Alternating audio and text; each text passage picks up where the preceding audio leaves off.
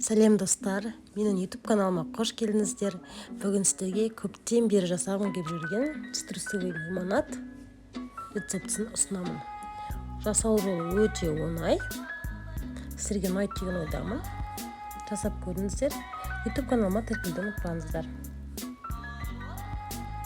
Сіздермен бірге болған Айман. Ал енді бастаймыз. Ең алдымен бізге бір лимон және бір апельсин керек. Алдымен лимонның седрасын теркадан өткізіп аламыз, жақсылап тұрып.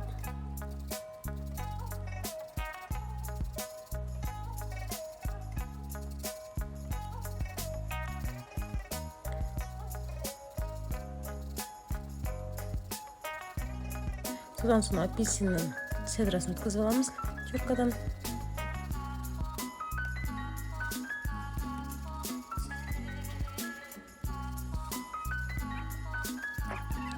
Түгелді өткізіп алдыңыздар.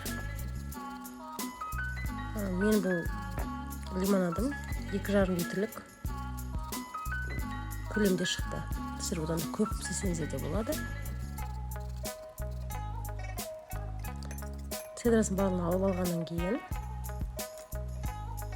үстіне мята қосамыз. Шамалы мята қостым. Өзіме қанша керек сонша қостым. 200 грамм қант қосып жақсылап араластырып аламыз. Егер мята жақсы көрсеңіздер, көп қосаңыздар болады. Үстіне қайнаған су қосамыз, жақсылап сироп қылып араластырамыз. Енді жаңағы лимон мен апельсиннің соғын сығып аламыз.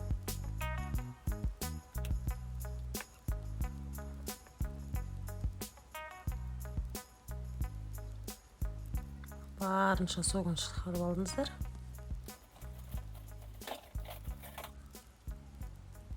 Жаңағы дайын сиропымызды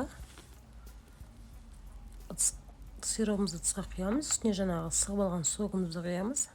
Жақсылап араластырамыз. Үстіне жылы су қосамыз. Жақсылап араластырып аламыз. Ал біздің лимонадымыз дайын болды. Енді сүзгіштен өткізіп, ковшигіңізге құйып алыңыздар.